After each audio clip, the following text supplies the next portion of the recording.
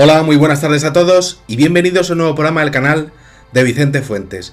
Muchas veces se habla dentro de la ufología del famoso incidente de Roswell, aquel golpe que supuestamente se dio un objeto volador no identificado en Nuevo México, en el desierto de Nuevo México. También se habla del ovni de Rendlesham, de ese bosque de Inglaterra en el año 1980, de lo que ocurrió allí con el ejército, pero muy poco se sabe de lo que ocurrió en territorio Yukon, en Canadá, en el año 1996. Y bueno, pues si mi gato Biscooter pues me deja hacer el programa y mi amigo, el vecino de arriba, pues no da muchos golpes, creo que os lo voy a poder explicar, porque los acontecimientos que sucedieron aquel año en aquel lugar del planeta fueron absolutamente extraordinarios. Fue el último fin de semana de julio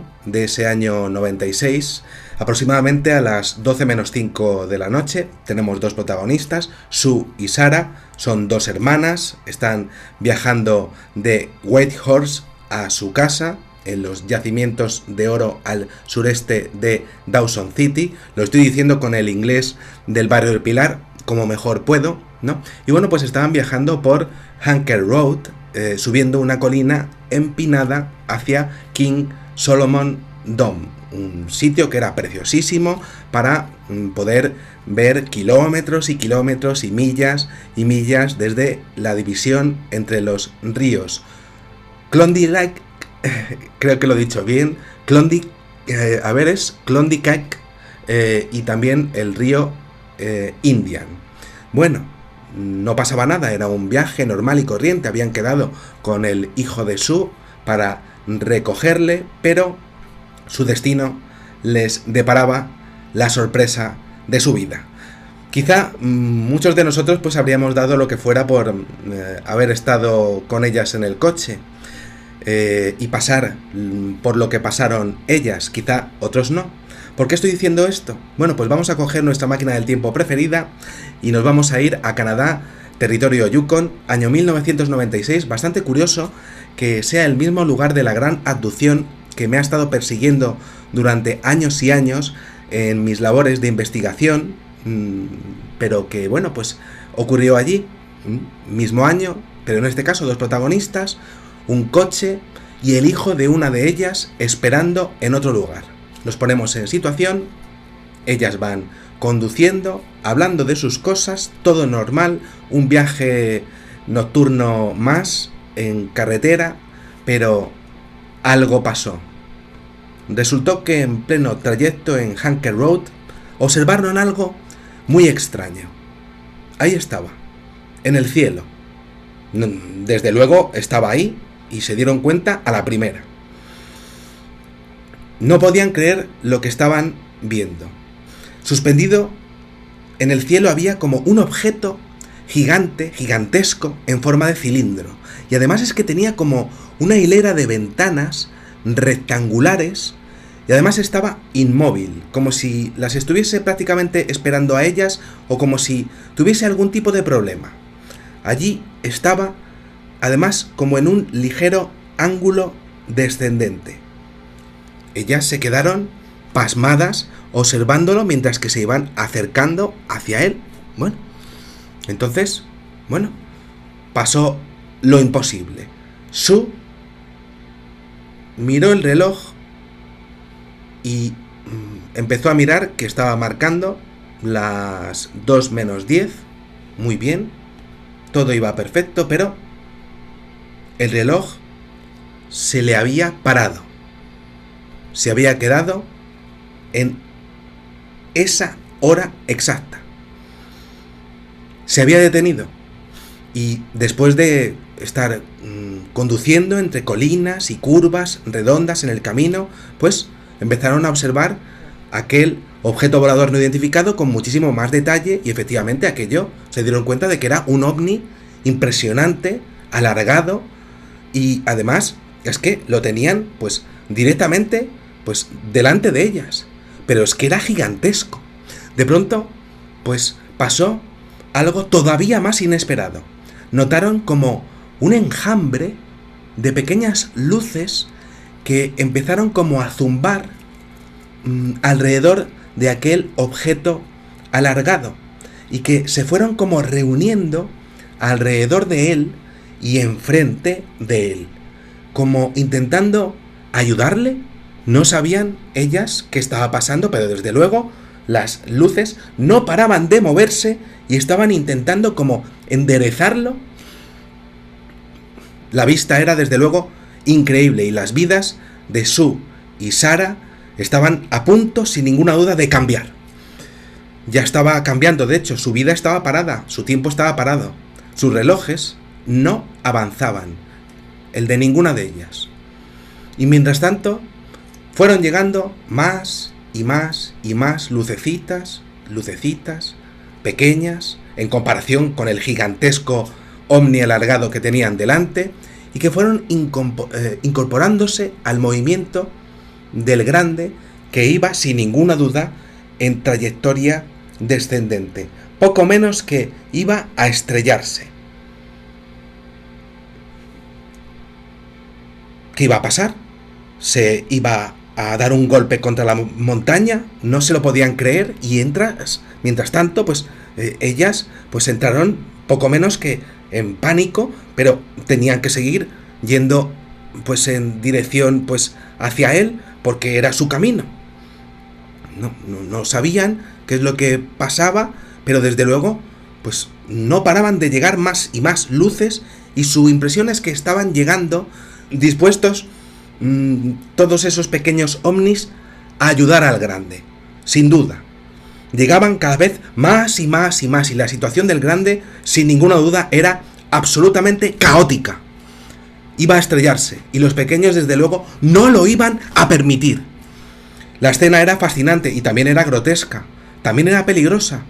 En esos momentos Sue y Sarah comenzaron a verlos más y más y más cerca, porque ellas seguían avanzando con su vehículo. Parecía que las pequeñas estaban intentando enderezar al grande como podían.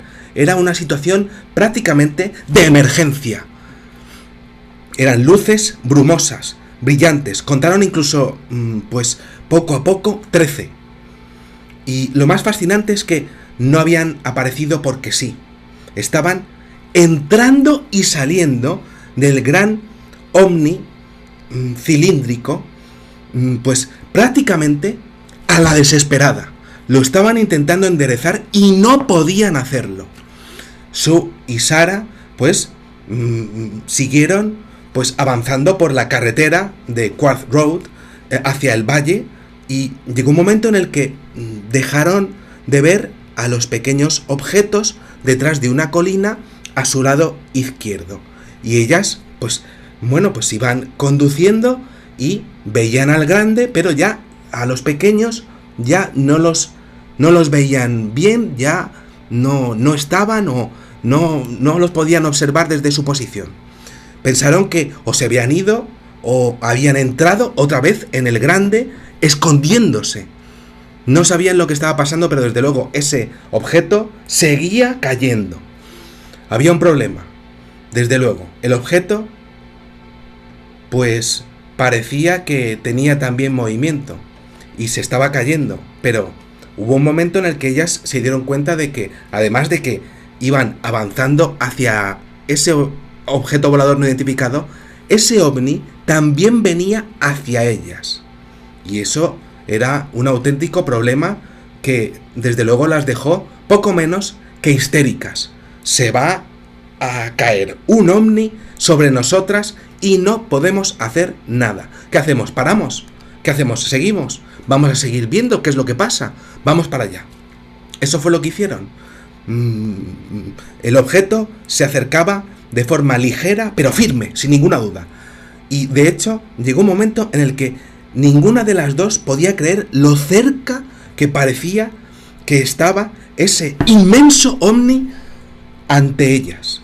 Podía chocarse contra ellas o podía chocarse contra la montaña que las estaba rodeando, podía chocarse contra la carretera en la que estaban, y empezaron a pensar que la labor de salvamiento que habían tenido las luces para evitar que se cayese, pues por supuesto que no había surtido ningún tipo de efecto, aquello se caía. Y ahí lo tenían, un ovni inmenso a punto de estrellarse contra ellas, con el espacio-tiempo detenido en toda la escena para ellas. Sue y Sarah pues siguieron conduciendo con muchísimo valor para ver qué pasaba, y lo hicieron hacia una mina que había a la derecha de su posición, y empezaron a ver que había mineros, había trabajadores allí, ¿no? Pero observaron algo raro, porque de forma increíble los mineros parecían completamente ajenos a lo que estaba pasando con el ovni, y lo tenían ahí, y estaban completamente fuera de lo que era, pues, la realidad de lo que estaba ocurriendo. Las dos mujeres, pues, pensaron en detenerse y alertarlos al equipo de trabajo que estaban allí, pero llevaban prisa y sobre todo estaban muy preocupadas, estaban muy nerviosas y dijeron: aquí no vamos a parar porque como se caiga aquí nos da a nosotras. Así que vamos para adelante. Estaban ansiosas y también estaban asombradas, también querían verlo. Entonces en ese momento pues siguieron conduciendo y siguieron observando al ovni preciosísimo con aquellas ventanas, pero que se caía y que se caía y que iba y que, bueno, pues lo mismo caía sobre la montaña y lo iban a ver, y era su momento de su vida para ver algo absolutamente extraordinario y querían verlo, pero quizá estaban poniendo pues en riesgo su vida, pero tenían que verlo y querían verlo. Y el ovni llegó un momento en el que se enderezó un poquito, ellas completamente asombradas, se enderezó un poquitito lo que era su posición, prácticamente de milagro, y empezó como a rodear las montañas Haystack. Pero aún así ellas pues empezaron a pensar que ese ovni se había librado, por lo menos del primer golpe, pues prácticamente de milagro. ¿Y por qué estoy diciendo esto? Por el tamaño del objeto, que era tremendo, y por la distancia a la que calcularon que estaba ese ovni de ellas. Ese objeto volador no identificado estaba a apenas 12 kilómetros de ellas, al otro lado del río Indian, y entonces pudieron calcular con la montaña parcialmente frente a ese inmenso ovni que aquello era absolutamente enorme, y aunque estaba siendo tapado parcialmente por la montaña, aún así lo veían de lo gigantesco que era. Ellas aún así no las tenían todas consigo, viendo la velocidad, el tamaño y el ángulo de aquel ovni que se seguía cayendo, y entonces no paraban de mirar, seguían conduciendo, y entonces se dieron cuenta de un detalle que era tremendo. Aunque había incrementado su ángulo un poquito hacia arriba, aún así se fijaron que la trayectoria seguía siendo descendente e iba, sobre todo, pues con una velocidad que era demasiado rápida. Se dieron cuenta de las dimensiones, se dieron cuenta de la distancia, pero sobre todo se dieron cuenta de la velocidad a la que iba. Iba directo a lo que sería la parte trasera de la montaña Haystack, y tan grande era que aunque había dado la vuelta en un momento en el cual pues los seres que iban dentro pues estarían intentando salvar sus vidas, pues era tan grande que incluso dando la vuelta a la montaña, ellas lo seguían observando. Se iba a estrellar mientras conducían Sue y Sarah, y claro, ellas estaban absolutamente expectantes a ver qué pasa. Vamos a seguir mirándolo, pero ojo, claro, lo único que pensaban era que en algún momento pues esperaban a ver si funcionaba algo o si salían otra vez las luces, ¿no?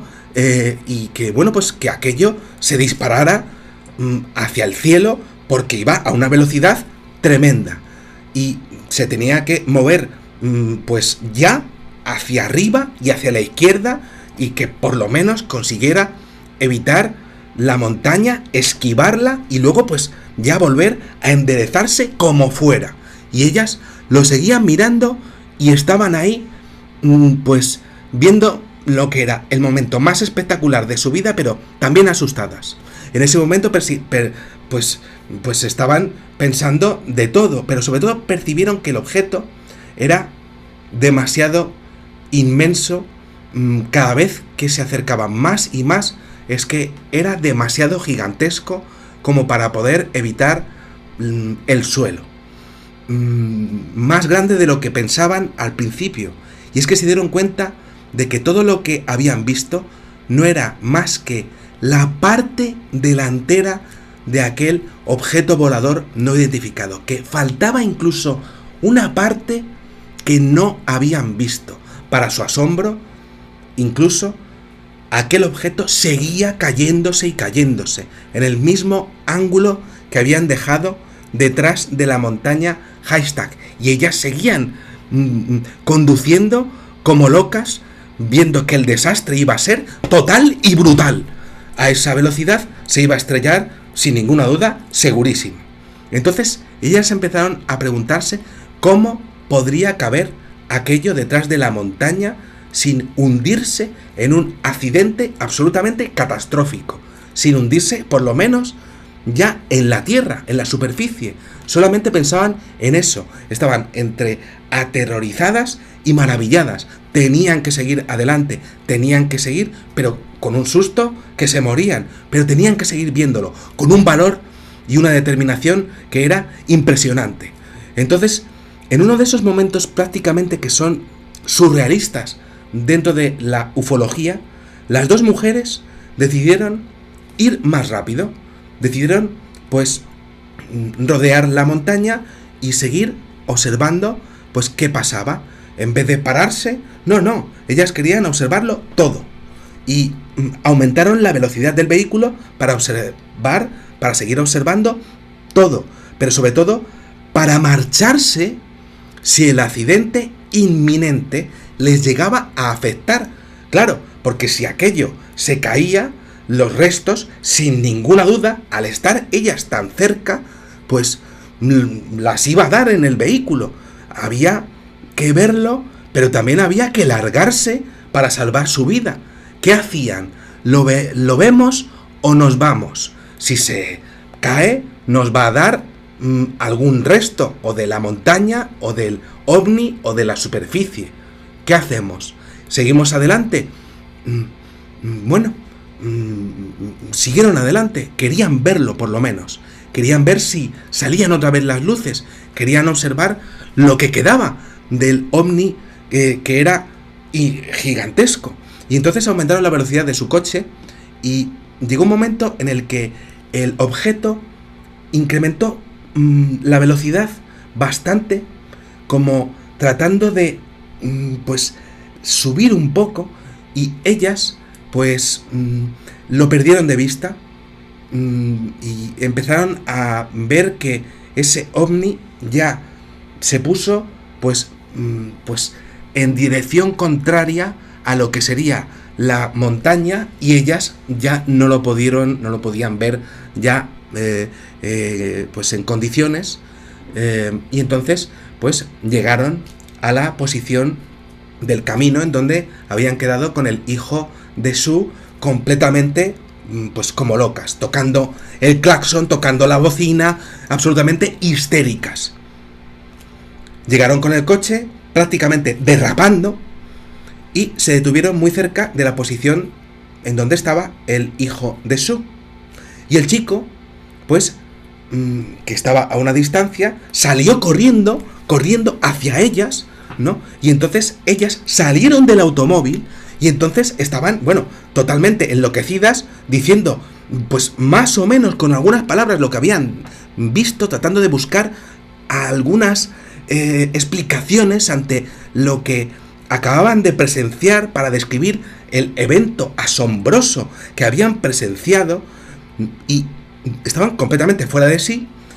Y sorpresa total, llegó el hijo de Sue. Bueno, calma aquí, todo el mundo, calma, calma. Tú y tú, ¿vale? Calma, calma. Y se las arregló para intentar comunicarse con ellas, que estaban gritando, y no pudo decirlas mucho más, pero su frase, sin ninguna duda, ha quedado para la historia de la ufología. Tía, mamá, ¿dónde habéis estado? Es que son las 3:30 de la mañana.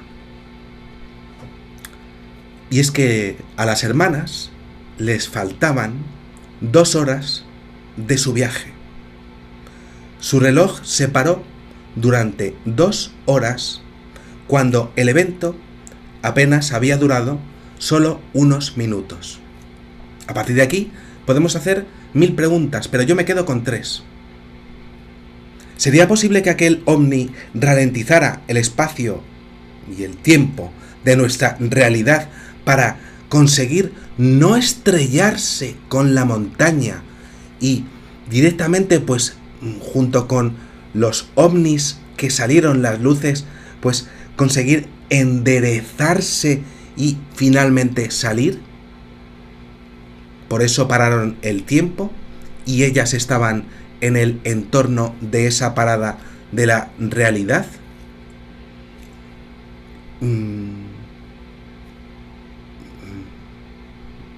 ¿Por eso se les paró el tiempo a ellas? ¿Fueron abducidas? ¿Dónde estuvieron? ¿Por qué? Además ocurrió en el territorio Yukon en el año 1996, en donde un ovni que también tenía unas características, pues, de cilindro, fue el protagonista de una de las abducciones más polémicas de la historia, en donde incluso un abducido, pues, presentó marcas en sus manos. ¿Por qué ocurrió allí en ese mismo año? ¿Qué hicieron esas luces? ¿Hicieron efecto su labor de enderezamiento del ovni inmenso finalmente durante más de 2 horas? Porque desde luego lo que ellas vieron, desde luego no funcionó. ¿Qué le pasó al ovni principal? ¿Y por qué estaba a esa altura? ¿Qué hacía allí? ¿Y esas ventanas que tenía en el centro? ¿Quién había allí? ¿Qué tipo de seres extraterrestres estarían teniendo problemas con su ovni, con su nave, tal y como lo queráis llamar? ¿Por qué los mineros además estaban completamente al margen de aquel incidente y no se dieron cuenta de lo que ocurrió, de lo que estaba ocurriendo? ¿Acaso hubo algún tipo de tecnología que les llegó a modificar su atención y su subconsciente para controlar la situación? Y vaya, pues solamente había 2 testigos que al ir en un vehículo móvil, pues sí que se metieron desde el principio de los acontecimientos en la escena de un posible Roswell que en principio finalmente no se produjo. ¿Es posible que tuviesen incidencia sobre los mineros, pero ellas al entrar en el momento en el que se paró la realidad, pues a ellas sí que se les pues sí que les afectó lo que era esa parada de la realidad que hicieron para que finalmente su ovni no se cayese? ¿Qué tipo de problema técnico tuvieron? ¿Por qué estaban tan bajos? Bueno, es uno de los casos más impresionantes de la historia de la ufología, muy desconocido porque las autoridades canadienses no lo llegaron a exponer con informes claros a la opinión pública, y realmente pues siempre me ha quedado el tema de dónde estuvieron aquellas mujeres en esas 2 horas. ¿Por qué salieron tan histéricas? ¿Qué les pasó? Desde luego el chico confirmó que estuvieron 2 horas desaparecidas. Efectivamente, ellas lo comprobaron con su reloj. Pero, bueno, aquella tecnología para enderezar el ovni de esos 12, 13 pequeños objetos voladores no identificados no funcionó. Pero durante 2 horas es más que posible que sí.